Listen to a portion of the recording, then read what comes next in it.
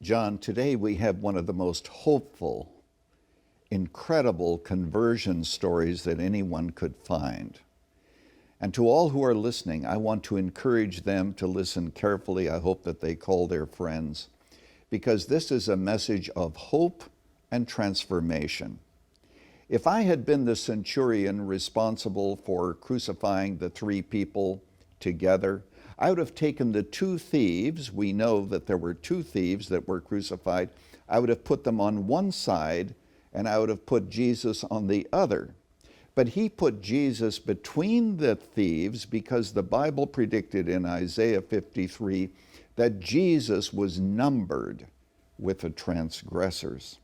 So here you have Jesus crucified between two thieves, and both of them are railing on Jesus, but one has a change of heart. And Jesus says to this thief, "Today you'll be with me in paradise." Now, one of the reasons that we have to investigate this is what changed this one thief's mind about Jesus. One of the reasons is because Jesus prayed and said, "Father, forgive them, for they know not what they do." And he probably thought, who would pray a prayer like that under these conditions of suffering? But the other reason is because Pilate put a sign above Jesus, the King of the Jews. As people walked by, they would read that sign, and of course they read it mocking Jesus, the King of the Jews. But this thief had a change of heart. And it's also amazing that he had this change of heart, because if you looked, if he's on one side of Jesus and he looks over, the blood is dripping down. He's got nails through his hands. He's in the same condition as the thief that's looking at him. So why would he have faith in Jesus just from the sign and hearing people talk about him? You know, I'm not sure that we can have a complete answer to that question, except this.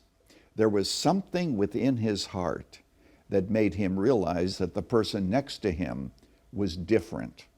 Now, of course, we have to understand that this thief, in all of his humility, never even had the nerve to say, "Forgive me." He just thought to himself, well, if he is a king, he must have a kingdom. And so he says to Jesus, "Remember me when you come into your kingdom. Just remember me." And you're absolutely right. I mean, that thief, looking at Jesus, there was no difference between Jesus and the way in which his buddy on the other side of Jesus was dying. They all looked alike. And this thief rebuked his buddy. At first, they were together in railing against Jesus, but then that's another telltale sign. He rebuked his buddy for doing it some more.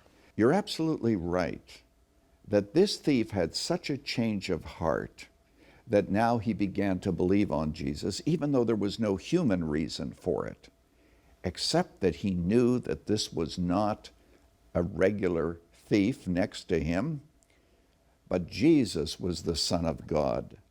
And so he believed.